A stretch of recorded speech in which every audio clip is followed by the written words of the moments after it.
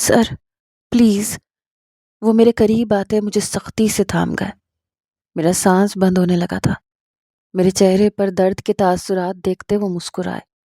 کیا ہوا؟ درد ہو رہا ہے؟ مجھے بھی ہوا تھا، ان 4 ماہ میں تم لوگوں کی وجہ سے۔ کتنی کوشش کی میں نے کہ تم لوگ مان جاؤ، پیسوں کا بھی لالچ دیا، لیکن وہ تمہارے انکل عبدل صاحب، تمہارے بابا کے بزنس پارٹنر فراڈیا، وہ ان کے لب بھینچے تھے۔ اس کے ساتھ مل کے تم لوگوں نے کیس کیا۔ کون سا کیس؟ میرے برجستہ پوچھنے پہ وہ مجھے دیکھنے لگے۔ اتنی معصوم ہو نہیں تم جتنی بنتی ہو۔ انہوں نے میرے گال کو پیار سے چھوا تو میں ان کی آنکھوں میں دیکھنے لگی، جہاں بہت کچھ دکھائی دیا، لیکن محبت، چاہت، عزت کچھ نہ تھا۔ پلیز دور ہٹیں۔ وہ اتنے میرے قریب تھے کہ میری سانسیں منتشر ہونے لگی۔ شادی اس لیے نہیں کی کہ تم سے دور رہوں۔ 1 کروڑ حق مہر اس لیے نہیں لکھا کہ تم سے حق نہ لوں، لیکن جانتی ہو یہ 1 کروڑ حق مہر میں نے کیوں لکھا؟ انہوں نے اچانک ہی میری دونوں کلائیوں کو جکڑے بستر پہ پن کیا۔ میں بری طرح گھبرا گئی۔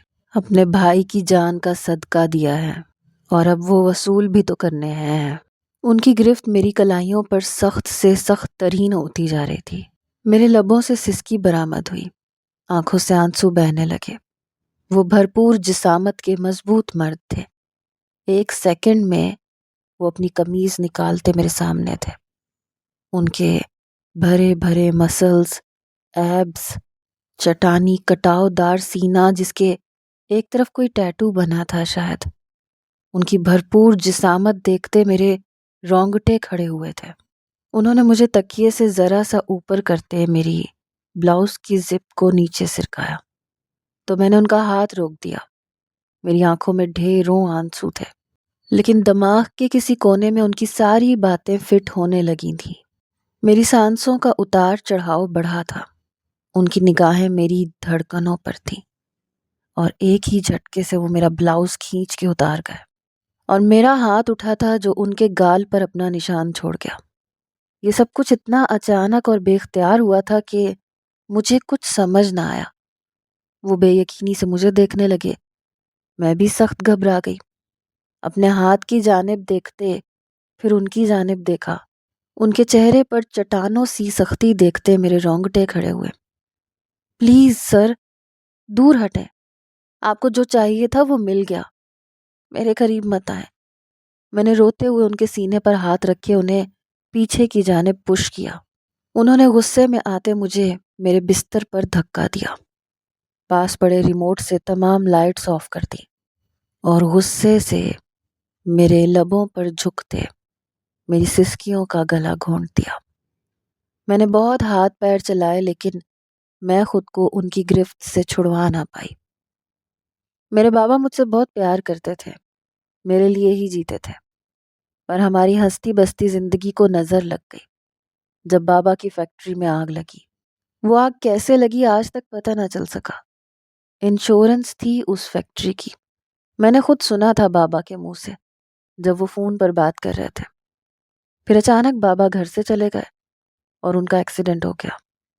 بابا کو بر وقت ہاسپٹل پہنچایا گیا۔ جس گاڑی سے ان کا ایکسیڈنٹ ہوا تھا وہ کوئی ٹین ایج لڑکا چلا رہا تھا۔ اس سے وہ گاڑی سنبھالی نہ گئی اور اس نے بابا کی گاڑی کو ٹکر مار دی۔ میرے بابا، میری دنیا، سب ختم ہو گیا۔ ایسے میں ان کے دوست عبدل انکل نے ہمارا بہت ساتھ دیا۔ اس شخص پر کیس بھی کیا، اسے جیل بھی پہنچایا، ہمارا گھر بھی بدلا، اور سب سے بڑی بات، ایک دن بھی ہمیں نہ پولیس اسٹیشن جانا پڑا نہ عدالت۔ وہ گھر میں جو بھی فائل لاتے، ہمیں سمجھاتے، ہم سائن کر کے تمام کچھ ان کے سپرد کر گئے۔ ان کا بس یہی کہنا تھا کہ وہ اس شخص کو سزا دلوا کے رہیں گے جس کی وجہ سے میرے دوست کے گھر اندھیرا ہو گیا۔ ان کی باتیں سنتے میں ان سے بہت امپریس ہونے لگی۔ پھر ایک دن انہوں نے بتایا کہ اس شخص کو لمبی سزا ہوئی ہے۔ یہ سب سن کر میرے دل کو جیسے سکون ملا تھا۔ میں نے اس دن شکرانے کے نفل ادا کیے تھے۔ آخر کار ہمیں انصاف ملا تھا۔ انکل عبدل پھر ایک دم سے ہی کہیں غائب ہو گئے۔ بعد میں پتہ چلا کہ وہ اپنی پوری فیملی کے ساتھ بیرون ملک چلے گئے ہیں۔ مما بھی افسردہ ہو گئی۔ تھوڑی بہت رقم وہ دے کے گئے تھے جس سے گھر چل رہا تھا، اب وہ بھی بند ہو گئی۔ پھر مجھے جاب کی ضرورت پڑی۔ میں اٹھی اور ایک عزم سے اپنی زندگی شروع کرنے کا پلان کیا، لیکن میں یہ نہیں جانتی تھی میری لائف میں ہونے والے سب واقعات پری پلانڈ تھے۔ پیرزادہ انڈسٹری میں مجھے جاب ملنا اتفاق یا میری لک نہیں تھی، یہ ایک سوچی سمجھی سازش تھی۔ میں دھیرے دھیرے اس جال میں پھنستی چلی گئی۔ جال بھی تو بہت خوبصورت بنا تھا، جس میں حورب کمال پھنستی نہ تو کیا کرتی۔ وہ شخص میری زندگی میں میرے لیے مسیحا بن کے نہیں آیا تھا، بلکہ اپنے بھائی کو قید سے آزادی دلوانے آیا تھا۔ ہاں، وہ اسی لڑکے کا بھائی تھا جس کی گاڑی سے میرے بابا کا ایکسیڈنٹ ہوا تھا۔ مجھے ٹریپ کر کے مجھ سے ان پیپرز پہ سائن کروا لیے جن پر وہ پچھلے 8 ماہ سے نہ کروا پائے۔ صرف 4 ماہ میں ایک چال چلتے میرے دل سے کھیلتے وہ سائن کروا چکے تھے۔ صبح کا سورج چڑھا تو میرے دل کے ٹکڑے ٹکڑے ہو چکے تھے۔ نہیں سمجھ آ رہا تھا اپنے زخمی دل اور اپنے درد بھرے جسم کو کہاں چھپاؤں۔ کیا مرد اسے کہتے ہیں؟ ہر چیز ان کے ہاتھ میں، جو چاہے کر سکتے ہیں۔ ہمارا کیا؟ ہم عورتیں اتنی بے بس کیوں ہوتی ہیں؟ ان کی طاقت کا مقابلہ کیوں نہیں کر سکتی؟ میں نے دکھ کے ساتھ گہری نیند میں سوئے ارحم کو دیکھا۔ میرے دل نے شدت سے اس شخص کے لیے بد دعا کی جس نے رات کو اپنی منمانی کرتے مجھے میری مرضی کے بنا روند ڈالا۔ اپنے دل کو سنبھالتے میں نے اپنا رخ پلٹا۔ میری نظر دراز کے اوپر رکھی اس فائل پہ جا ٹھہری۔ میرے اندر غصہ اور ابال سا بھر گیا۔ میں نے سوچا کیوں نہ اس فائل کو پھاڑ دوں، پھر دیکھتی ہوں کیسے اس کا بھائی سلاخوں کے پیچھے سے باہر آتا ہے۔ میں نے اپنی سوچ کو عملی جامہ پہناتے آگے بڑھ کر جھکتے ہوئے وہ فائل اٹھا لی۔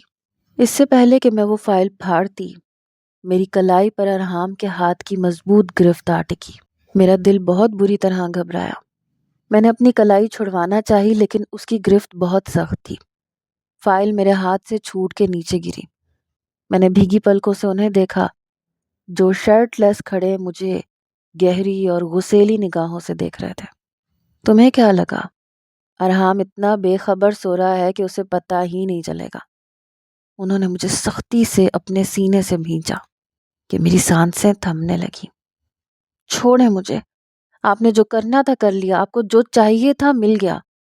آپ نے میرے ساتھ دھوکہ کیا ہے، جھوٹ بول کے مجھ سے نکاح کیا ہے اور پھر بے دردی سے میرے جسم کو نوچا۔ اپنی بکواس بند کرو۔ میری بات پر وہ اونچی آواز میں دھاڑے۔ میں لرز کے رہ گئی۔ جسم نوچنا کیا ہوتا ہے جانتی بھی ہو؟ دکھاؤ مجھے کہاں ہے میری درندگی کے نشان؟ تمہارے جسم پہ کہاں کہاں سے نوچا ہے تمہیں؟ وہ دانت چباتے غصے سے میرے تن سے اپنی شرٹ کے بٹن کھولنے لگے۔ میں نے اپنی دھڑکنوں کو ہاتھ رکھے خود کو چھپانا چاہا۔ پلیز چھوڑے مجھے، میں پھر سے التجا کرنے لگی۔ انہوں نے میرے بالوں کو پکڑے، میرا چہرہ اپنے چہرے سے قریب تر کیا۔ ان کی گرم سانسوں سے میرا چہرہ جیسے جھلسنے لگا۔ میرے اندر کے سوئے شیطان کو مت جگانا حورب، ورنہ سہ نہیں پاؤ گی۔ ان کے جارحانہ انداز پر میں ایک پل کو بالکل چپ سی ہو گئی۔ ایک طرف تو وہ مجھے دھوکہ دے کر مجھ سے شادی کر کے یہاں لے آئے، مجھ سے پیپرز پہ سائن کروائے، اور اب اپنے بھائی کو آزادی کا پروانہ دینے کے بعد میرا کیا؟ مجھے تو انہوں نے کسی کو منہ دکھانے کے قابل نہیں چھوڑا۔ میں نے جھٹکے سے خود کو چھڑوایا۔ آپ جیسا ظالم انسان میں نے پوری دنیا میں نہیں دیکھا۔ کیا صرف زخم جسم پر ہی درندگی کا ثبوت ہوتے ہیں؟ جو میری روح پہ زخم لگائے ہیں آپ نے، اس کا کیا؟ آپ نے دھوکے سے سب کچھ کیا ہے، صرف اپنے بھائی کو چھڑوانے کی خاطر۔ کیوں کیا آپ نے ایسا؟ آپ نے مجھ سے شادی کی، اس سے اچھا ہوتا آپ مجھے دھمکی دیتے، بندوق کی نوک پہ مجھ سے سائن کروا لیتے۔ پر نکاح جیسے خوبصورت رشتے کو کیوں خراب کیا؟ میں سسکی تھی۔ بالکل خراب نہیں کیا حورب کاظمی، میں نے اس رشتے کو سب کے سامنے قبول کیا ہے۔ تمہیں ब्याह کے اس گھر میں لے کے آیا ہوں پوری شان اور عزت کے ساتھ، تھوڑی سی بھی زبردستی نہیں کی۔ تمہاری ماما نے خود تمہارا ہاتھ میرے ہاتھ میں دیا ہے۔ ہاں، اگر تم اس رشتے سے آزادی چاہتی ہو تو موسٹ ویلکم، وہ رہا دروازہ، تم جا سکتی ہو، میری طرف سے کوئی پابندی نہیں ہے۔ لیکن اگر اس رشتے کو نبھانا ہے تو میرے اصولوں پہ نبھانا ہوگا، جیسے میں کہوں گا تمہیں ویسے ہی کرنا ہوگا، کیونکہ اس گھر میں صرف میری مرضی چلتی ہے، ارحام علی پیرزادہ کی، اور مجھے اپنے آگے اونچی آواز میں بولنے والے لوگ پسند نہیں۔ اب جاؤ، جا کے چینج کرو، غصیلے انداز میں کہتے وہ مجھے جھٹکے سے چھوڑتے، وہ فائل اٹھاتے خود وہاں سے باہر نکل گئے۔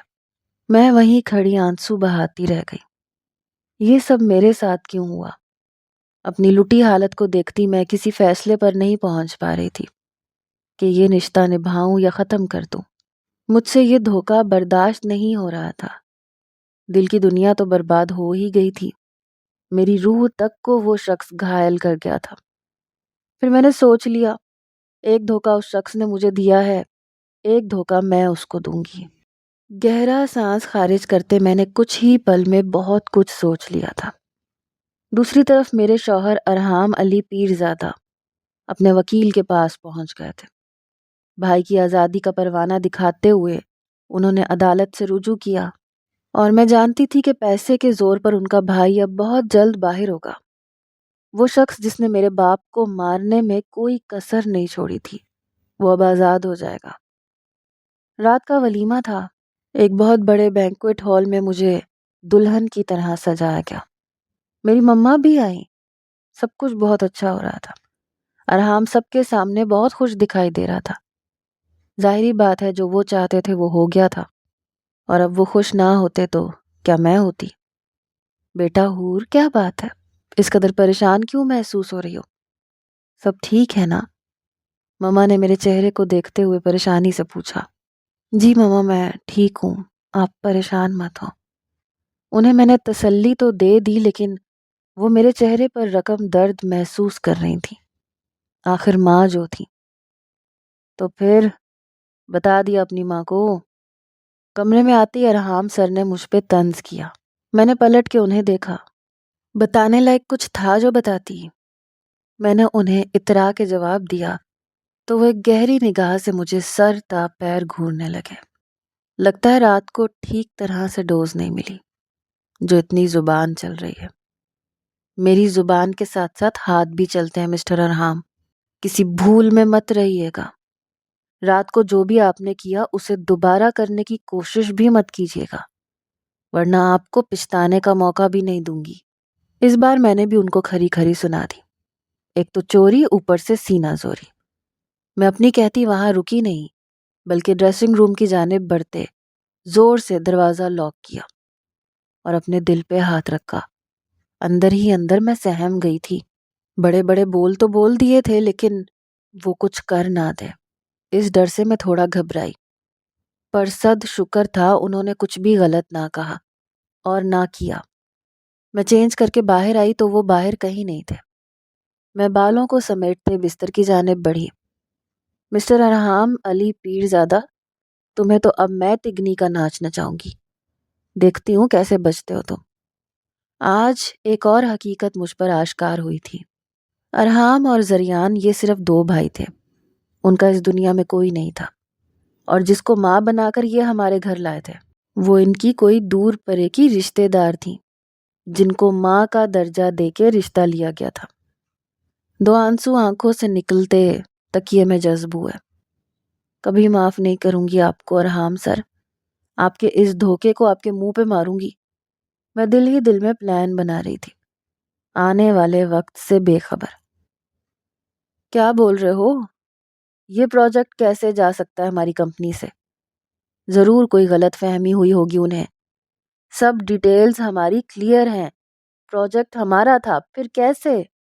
ارحام چلا رہا تھا اور مجھے اپنے اندر اس کے یوں شور مچانے پر جیسے سکون سا محسوس ہوا۔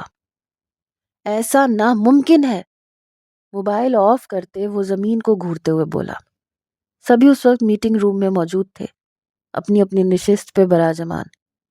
سب پر ایک سخت نگاہ ڈالتے وہ شفیق صاحب کی جانب مڑے. ہمارے پروجیکٹ کی ساری ڈیٹیلز دوسری کمپنی کے پاس تھی، جس پر انہوں نے ہمارے سارے سیکرٹس کو یوز کر کے انہوں نے یہ پروجیکٹ حاصل کر لیا ہے. ہمارے پروجیکٹ کی ڈیٹیلز ان تک کیسے پہنچی؟ ان کے اس سوال پر میرا دل دھڑکنے لگا. سر، پروجیکٹ ہیڈ پر مس نیلم کام کر رہی تھی. مسٹر شفیق نے نیلم کا نام لیا تو میرے دل کو کچھ ہوا. مس نیلم؟ سر، میں نے کچھ نہیں کیا، سب سیکرٹ تھا. نیلم کے چہرے کا رنگ فک ہوا. You are fired. And mister Shafiq, inquiry team بٹھائیں. اگر ان پر الزام سچ ہوتا ہے تو دھوکہ دہی کے کیس میں ان کو اندر کرواؤں گا. سر ارحام کی بات پر نیلم کی آنکھوں میں آنسو بھر آئے. اس کا رزق میری وجہ سے چھن رہا تھا، جبکہ اس کی کوئی غلطی نہیں تھی. سب میں نے کیا تھا. 1 منٹ، میرا ضمیر گوارا نہ کیا میں اٹھ کے کھڑی ہو گئی. سب کی سوالیہ نظریں اب مجھ پر تھیں. میں نے ہمت کرتے ہوئے سچ بولنے کا فیصلہ کیا. نیلم کا اس میں کوئی قصور نہیں ہے. بھلے یہ پروجیکٹ ہیڈ تھی، لیکن ساری انفارمیشن میں نے لیک کی ہے. اس لیے جو سزا دینی ہے اب مجھے دیں، نیلم کو نہیں. میں نے بنا ڈرے، بنا خوف کھائے، بے لچک اور سادہ انداز میں سر ارحام کی آنکھوں میں آنکھیں ڈالے کہا. ایک پل کو میٹنگ روم میں بالکل خاموشی سی چھا گئی. کسی کو بھی میری بات پہ یقین نہیں آیا، سوائے ایک شخص کے، وہی جو خود دھوکہ دینے میں ماہر تھا. سب کو میٹنگ روم سے باہر نکال دیا گیا. میں وہیں کھڑی ان کے آرڈر کا ویٹ کرنے لگی. ہمارے بیچ بنے نئے رشتے کو آفس میں سب لوگ جانتے تھے، لیکن ہمارے بیچ کی تلخی اور نفرت کو کوئی نہیں جانتا تھا. وہ بنا پلک جھپکتے مجھے دیکھتے دھیرے دھیرے چلتے میرے پاس آئے. میرا دل دھک دھک کر رہا تھا. وہ میرے قریب آتے مجھے ڈرا رہے تھے. میں پیچھے ہوتی دیوار کے ساتھ جا لگی. راہ فرار ڈھونڈ رہی تھی لیکن مل نہیں رہی تھی. تمہیں لگتا ہے ارحام علی پیرزادہ کو دھوکہ دے کے تم بچ جاؤ گی؟ ان کی بات پر میں نے پلکیں اٹھا کر ان کی جانب دیکھا. جو خود سر سے پیر تک دھوکہ ہو اسے دھوکہ ہی ملتا ہے، اور آپ کو اس سب کے لیے تیار رہنا چاہیے تھا. جو کسی کو دیتے ہیں ہمیں پلٹ کر وہی ملتا ہے. میری اس بات پر ایک پل کو وہ خاموش ہوئے، پھر تمسخرانہ انداز میں مجھے دیکھتے پیچھے کی جانب ہٹے.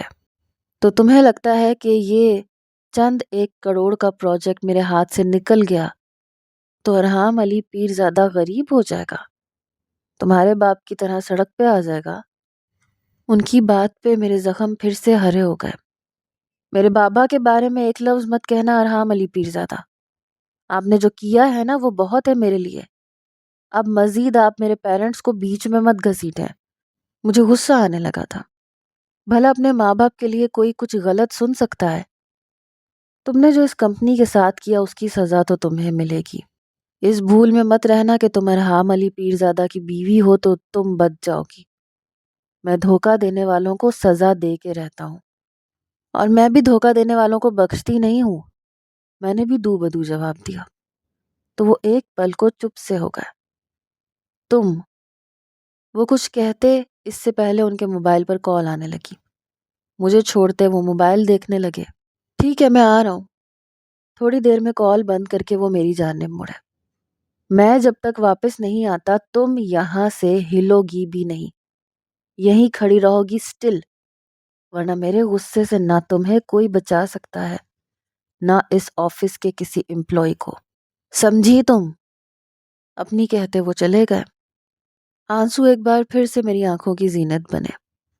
کیسا شخص تھا یہ، کیسی کیسی چالیں کھیل رہا تھا. اس کے باوجود بھی ان کی آنکھ میں ذرا خم نہیں آیا تھا، اور میرے دھوکے کو لے کر اس قدر ہائپر ہو رہا تھا. ایسے لوگ بے ضمیر لوگ ہوتے ہیں. میں نے سر جھٹکا اور باہر نکلنے لگی، لیکن ان کی بات یاد کرتے ہوئے میرے قدم وہیں جکڑے گئے. مجھے اپنی پرواہ نہیں تھی، لیکن اگر وہ آفس میں کسی امپلائی کو تکلیف پہنچاتے تو یہ مجھے منظور نہیں تھا، اور یہی سوچتے مجھے وہیں کھڑا رہنا پڑا. فائنلی ان کا بھائی جیل سے چھوٹ گیا تھا۔ وہ بھائی کو لیے گھر پہنچ گئے۔ پورے پیرزادہ محل کو دلہن کی طرح سجایا گیا تھا۔ ہر کسی کو دعوت دی گئی تھی، اور ارحام علی پیرزادہ ایسے میں بھول گیا تھا کہ ایک اور ذات بھی اس کے ساتھ جڑ چکی ہے۔ اپنے 17 سالہ بھائی کو دیکھ کر وہ خوشی سے پاگل ہونے کو تھا۔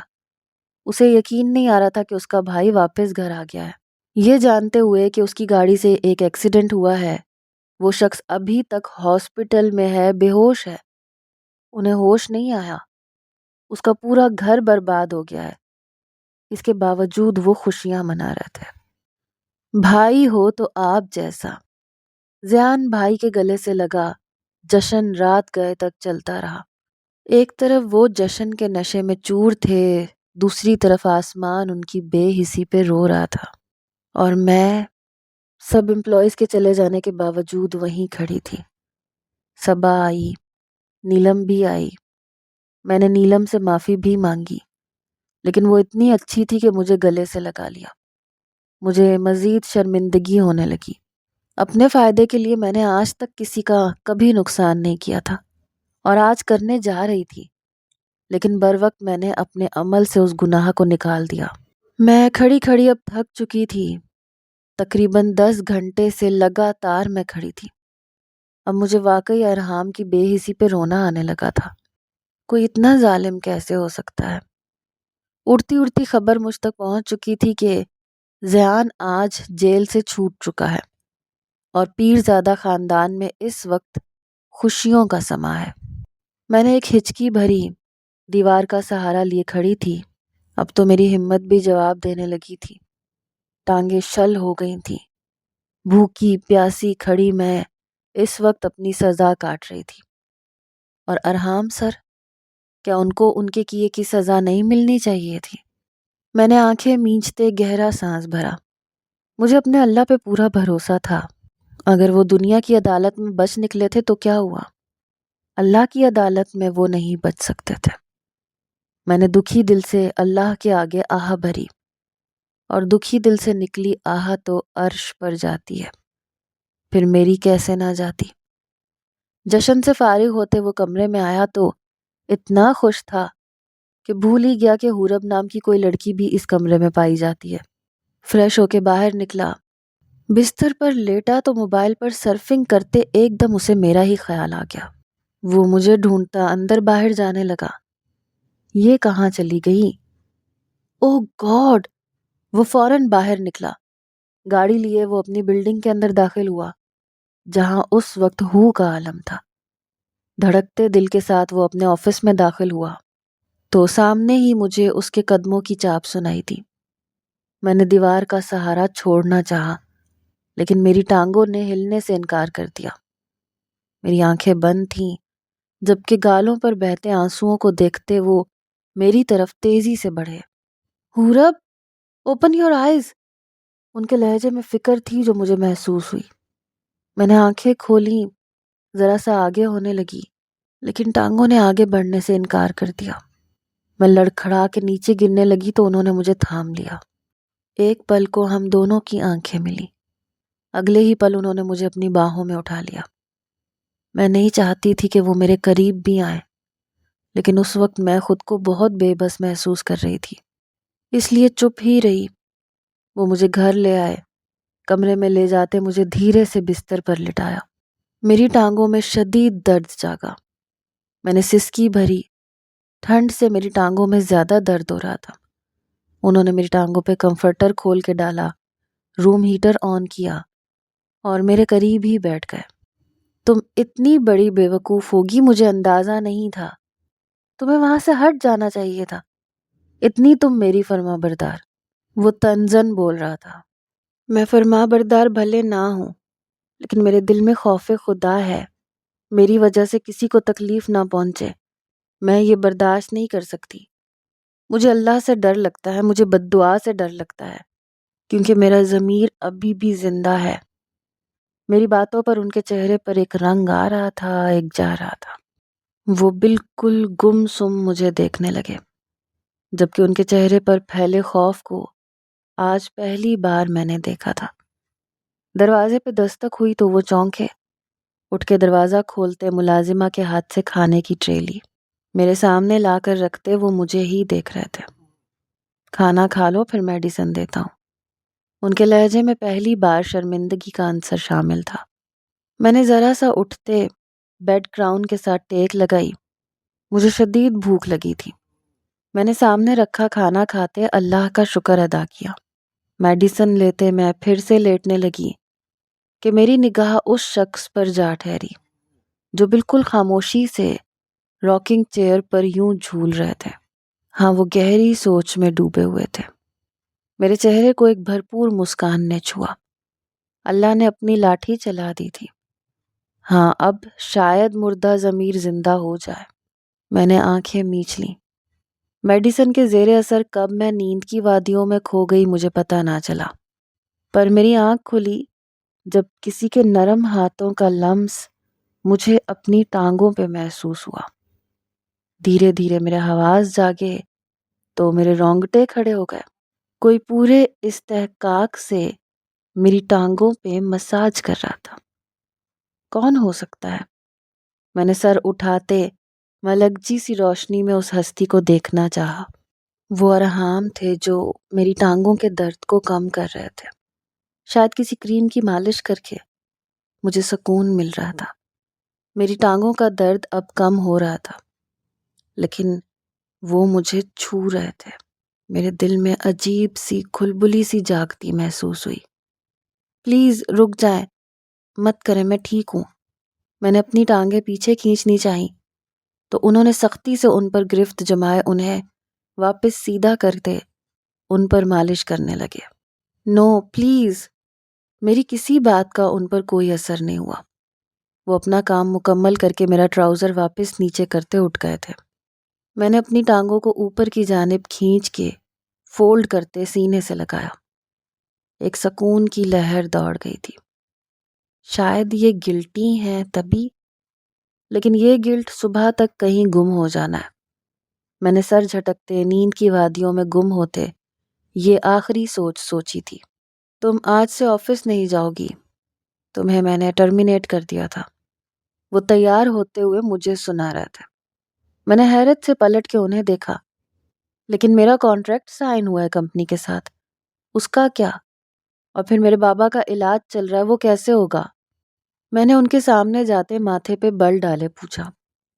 وہ سب ہو جائے گا، لیکن اب تم گھر پہ ہی رہو گی۔ مجھے تم پر بھروسہ نہیں رہا۔ ان کی بات پر میرے لب بھینچے۔ پھر تو مجھے آپ کے ساتھ رہنا ہی نہیں چاہیے۔ آپ تو پھر بالکل بھی بھروسے کے قابل نہیں۔ میں نے بھی دو بدو جواب دیا۔ تو وہ سخت نظروں سے مجھے دیکھنے لگے۔ تمہاری مرضی، میں نے پہلے بھی کہا تھا جانا چاہتی ہو تو جا سکتی ہو، پر تم نے خود ہی نہ جا کر اپنے آپ کو میرے حوالے کیا ہے۔ میں نے کوئی زور زبردستی نہیں کی۔ گھڑی پہنتے اب وہ آئینے کے سامنے کھڑے خود پر پرفیوم چھڑک رہے تھے۔ آپ سے اس سے زیادہ بری امید مجھے تھی بھی نہیں۔ اور ایک بات میری سن لیں، مجھے آپ کا صدقہ خیرات نہیں چاہیے۔ اگر آپ مجھے جاب سے نکال رہے ہیں تو میں کہیں اور جاب، اور تمہیں لگتا ہے کہ کوئی بھی کمپنی تمہیں 1 لاکھ دے دے گی؟ ان کا طنز سنتے مجھے دل کیا دھاڑے مار مار کے روں۔ جانتی ہوں کم ہوگی، لیکن عزت کی ہوگی، دھوکے سے پاک ہوگی۔ میں نے کہتے ہوئے اپنے قدم پیچھے لیے کہ انہوں نے کمر میں ہاتھ ڈالے مجھے اپنی طرف کھینچا۔ تو تم مجھے چھوڑ کے نہیں جا رہی؟ ویسے اگر جاتی تو فائدے میں رہتی، 1 کروڑ حق مہر بھی ملتا جو طلاق کی صورت میں تمہیں دینا ہے۔ میں نے ان کے لفظ طلاق نے میرے اندر کی نازک دل کی لڑکی کو جھنجھوڑ ڈالا۔ آپ ایک انتہائی بے حس انسان ہیں۔ پیسہ ہی آپ کے لیے سب کچھ ہے نا؟ لیکن میرے لیے میری زندگی کا ہر رشتہ اہم ہے، پھر چاہے وہ ماں باپ سے محبت کا ہو یا شوہر سے نفرت کا۔ میں نے ایک ایک لفظ چبا چبا کے کہا اور وہاں سے ہٹ گئی۔ میری نفرت والی بات ان کے دل پہ جا کے لگی۔ وقت گزرتا گیا۔ ایک دن بابا کو ہوش آ گیا۔ ماما اور میں ان کے پاس ہی تھے۔ ہم بہت خوش تھے۔ بابا ہوش میں آئے تو وہ ہمیں دیکھ کے بہت خوش ہوئے۔ ہم انہیں دوسرے دن تک گھر لے آئے۔ ہمارا اپنا گھر کہاں ہے بیگم؟ انہوں نے مما کو مخاطب کیا تو مما نے روتے ہوئے ساری باتیں بتا دی۔ تو وہ بے یقینی کسی کیفیت میں ہمیں دیکھنے لگے۔ عبدل کہاں ہے؟ انہوں نے اپنے دوست کا پوچھا۔ وہ تو چلے گئے کب کے، اس ملک سے باہر۔ ہمیں ان کی حیرانی پر حیرانی ہو رہی تھی۔ وہ ایسا کیسے کر سکتا ہے؟ میرا سب کچھ لوٹ کے لے گیا وہ۔ انشورنس کی رقم بھی نہیں ملی تم لوگوں کو؟ وہ دکھی ہوئے۔